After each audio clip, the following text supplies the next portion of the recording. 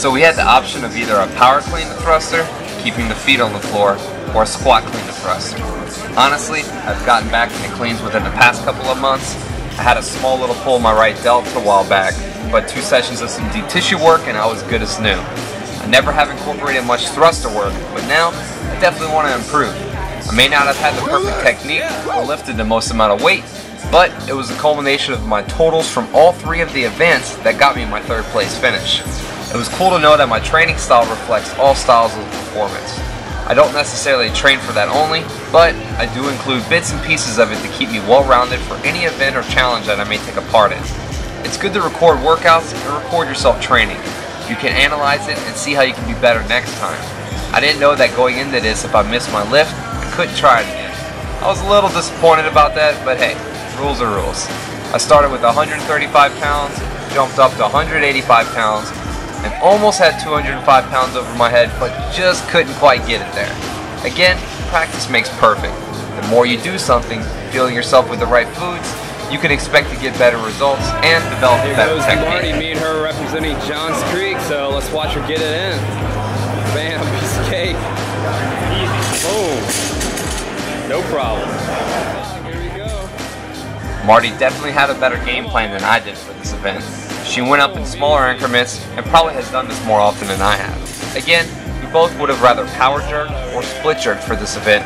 It could have gotten some more weight up, but that wasn't the case. We needed a squat clean to thruster. As you can see, cleans are a very challenging movement, as there are a lot of things going on. But once you're experienced enough, male or female, you can do these efficiently. This is purely based on strength and technique here.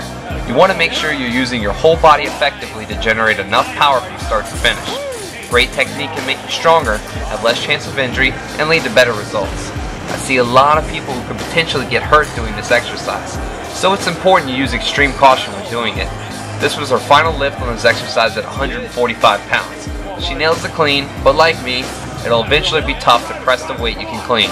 Soon enough, you'll reach your limit.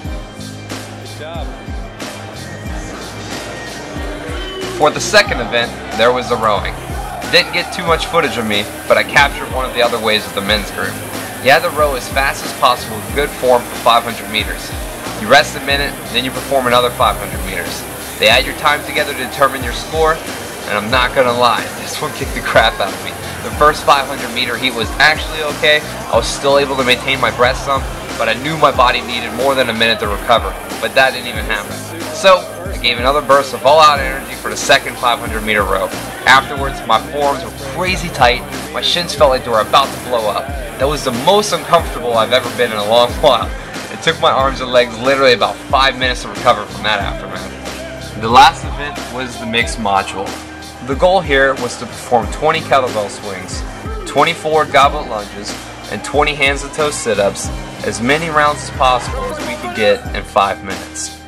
I definitely felt like I was super prepared for this. I felt that the sprints I've been incorporating with my trainer over the past year and a half has helped round out my conditioning for this event. I just started training with kettlebells consistently for about a month. I've used them seldomly in the past, but never often. I felt pretty good with my speed here. They just wanted the kettlebell to go in between the legs and back up to shoulder level. Next, I immediately went into forward lunges. I never typically do lunges this fast ever, or in this manner. I like taking a nice slow eccentric movement and really trying to squeeze the glute at the bottom and contract it as hard as possible on the way back up. Here, they wanted my knee to touch the floor, and it was about speed.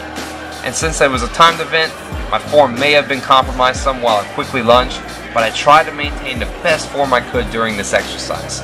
The first round of these wasn't too bad. I burned a little bit towards the end, but by the third wave, I remember I took almost an extra half second to get up at one of my lunges then. It was pretty difficult. Lastly was the hands and toes sit-ups. I also have never done these style of sit-ups until I did the qualifying round for this competition. My favorite way to train my core and lower back is on the glute ham raise machine. I absolutely love that thing and believes it creates amazing bodies everywhere there is one of those. Of course, you need to know how to use it properly. This was definitely a weak link for me. The second round of these really got to me, and I started to lose time here towards the second wave of the event. But after I finished through those sit-ups, I go right back into kettlebell swings with full force. You basically have to think of the sit-ups as a rest break. Being able to train at this intensity isn't for everyone. nor can you do this overnight. But with enough training, preparation, and discipline, you can do a lot of serious things you never thought possible. I also have Marty on film for the third event as well. She won her wave and I think had it close to the top time for this event in the Women's Open. It was cool to watch her compete, as I know going into this she had a high probability of doing well. She trains for this kind of stuff and she had some great endurance.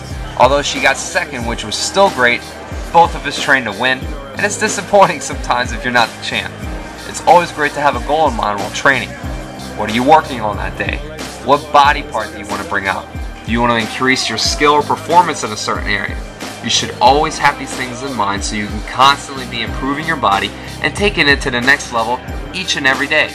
Make sure you take the right steps on giving your body the right nutrition it needs to perform. Good nutrition keeps your metabolism functioning properly so you can continue to develop and sculpt your body as you grow older. We both made podium finishes, and that proves that all of our training reflects that of performance. Please feel free to like, comment, share this video, and subscribe to my channel.